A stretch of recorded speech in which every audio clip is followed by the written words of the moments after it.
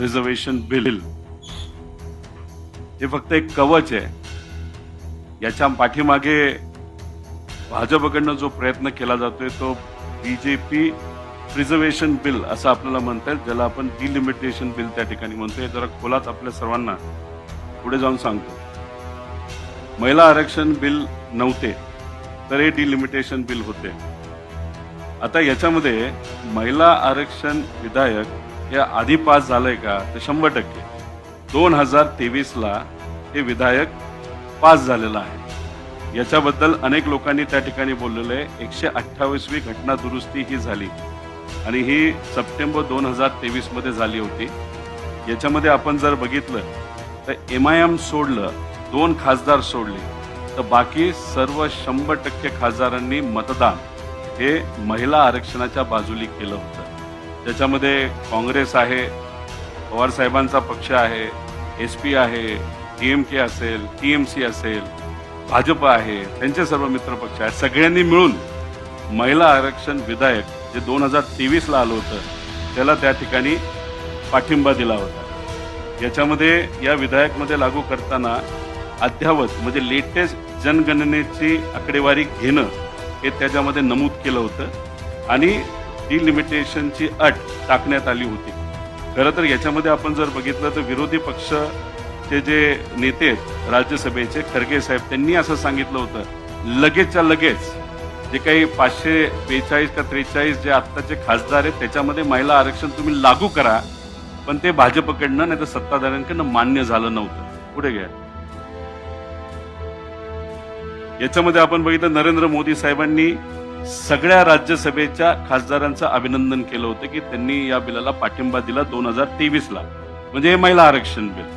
याला मोदी साहेबांनी आभार व्यक्त केले होते. त्यांचं ते ट्विट आहे 2023.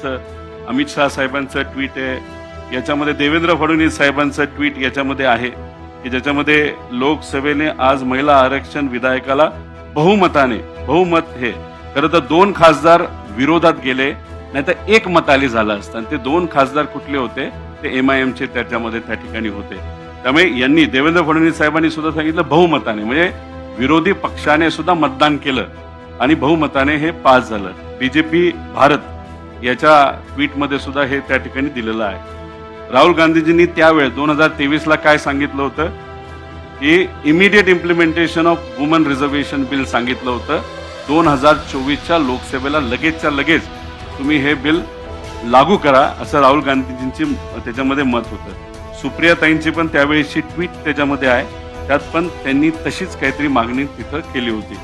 त्याच्यामध्ये DMK म्हणजे आता इलेक्शन आहे तमिळनाडूचं, त्याचे जे मुख्यमंत्री आहेत त्यांनी सुद्धा स्वागत केलं होतं महिला आरक्षणाचं. याच्यात तुम्ही बघा implement women's bill at the earliest, Kharge म्हणजे हे कधीच आहे 2023, म्हणजे सगळेच विरोधात इंडिया आघाडीचे जे सर्व नेते आहेत, पक्ष आहेत, त्यांनी सांगितलं 2023लाच लागू करा आणि 24ला जे इलेक्शन होईल त्याच्यामध्ये लागू करून महिला आरक्षण देऊन टाका, अशी सर्व इंडिया आघाडीच्या लोकांनी तिथं मागणी केली होती. पवार साहेबांनी सुद्धा ट्विट त्याच्यामध्ये केली होती आणि त्याच्यामध्ये SC ST त्याच्यात OBC ह्यांचा पण समाविष्ट होता. म्हणजे कुठं ना कुठे त्यांनी जी जनगणना आहे त्याचा विचार व्हावा असं सांगितलं.